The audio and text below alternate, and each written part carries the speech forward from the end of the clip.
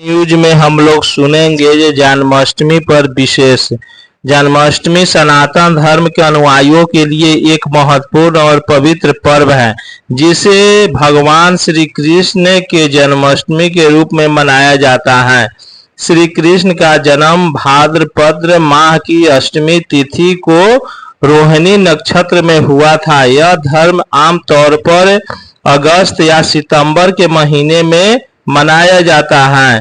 भगवान श्री कृष्ण का जन्म अत्याधिक के राजा कंस के कारागार में हुआ था। अत्याचारी राजा कंस के कारागार में हुआ था। उन्होंने जन्म लेते ही मथुरा के अत्याचारी राजा कंस का विनाश करने और धर्म की पुनः स्थापना करने का संकल्प लिया। इसके जीवन का उद्देश्य धर्म की रक्षा और अधर्म का नाश करना है। श्री कृष्ण के महाभारत के युद्ध में अर्जुन को भागवत गीता का उपदेश दिया, जिसमें उन्होंने कर्म, धर्म और मोक्ष के मार्ग के बारे में विस्तार से समझाया। श्री कृष्ण का जीवन और उपदेश धर्म, सत्य और न्याय की विजयता का प्रतीक है। श्री कृष्ण की बाल लीलाओं में प्रेम और भक्ति का अद्भुत संदेश मिलता है। गोपियों के साथ उनकी रास लीला, राधा कृष्ण का प्रेम और उनके बाल काल की लीलाएं भक्ति और प्रेम का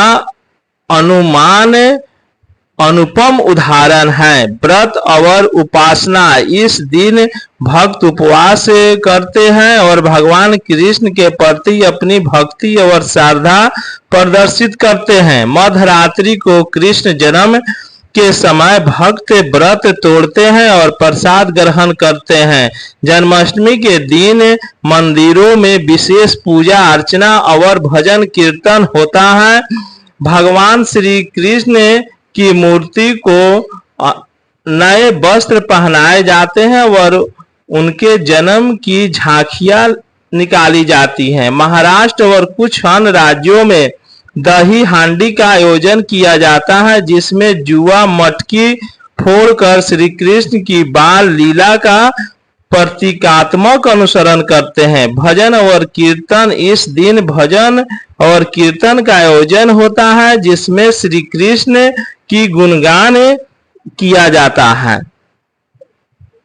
जन्माष्टमी का पर्व केवल भगवान श्री कृष्ण का जीवन और उनके उपदेशों को याद करने का अवसर है, बल्कि यह धर्म, भक्ति और प्रेम का उत्सव भी है। इस दिन सनातन धर्म के अनुयायी भगवान श्री कृष्ण की पूजा करके अपने जीवन को धर्मामय बनाने का प्रयास करते हैं। आज उनका छठी है श्री कृष्ण का, इसलिए इस पर विशेष किया जाता है।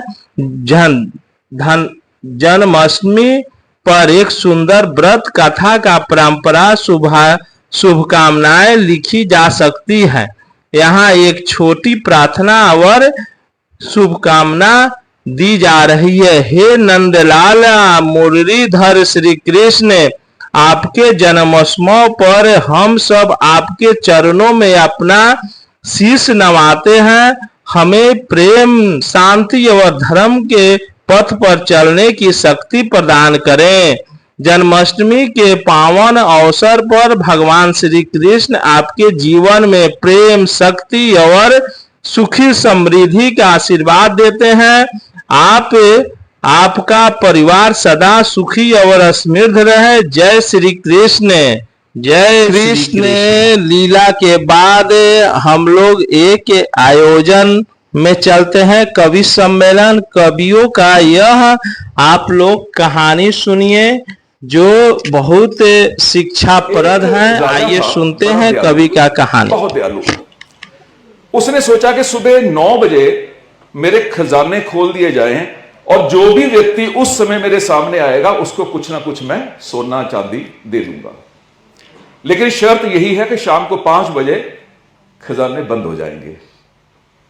9 बजे वहां पर खजाने खुल गए, लाइन लगनी शुरू हो गई और एक बंदा जो लाइन के लास्ट में था, जैसे उसकी बारी आई, शाम को 5 बज गए, खजाने का मुंह बंद कर दिया गया।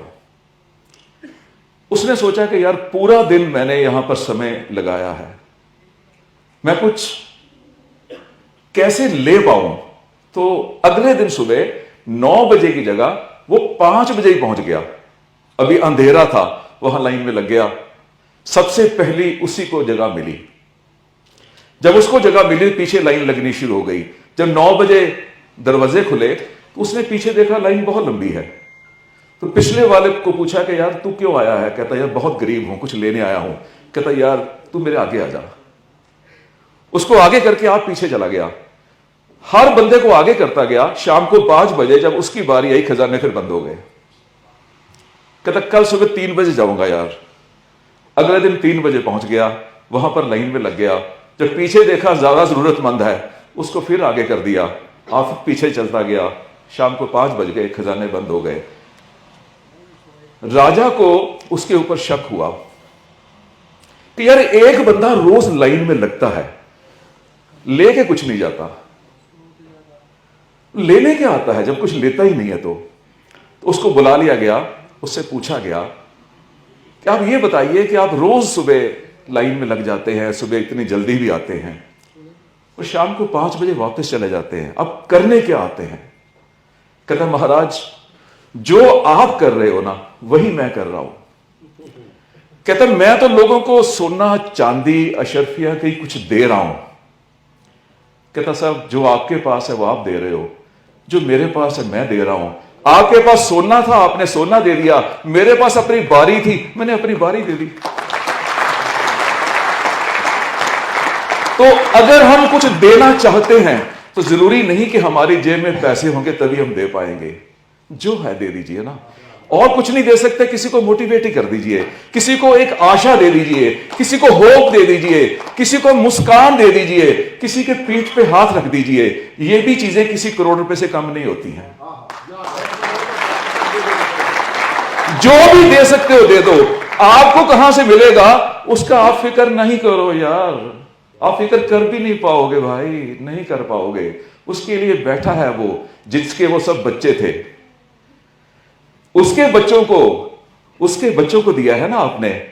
उसको फिक्र है कि उसके बच्चों का आप फिक्र कर रहे हो, वो आपका फिक्र करेगा। अब लोगों की गाड़ी चलाओ, आपकी गाड़ी ऊपर वाला चला देगा यार। चिंता नहीं करो, बिल्कुल चिंता नहीं करो।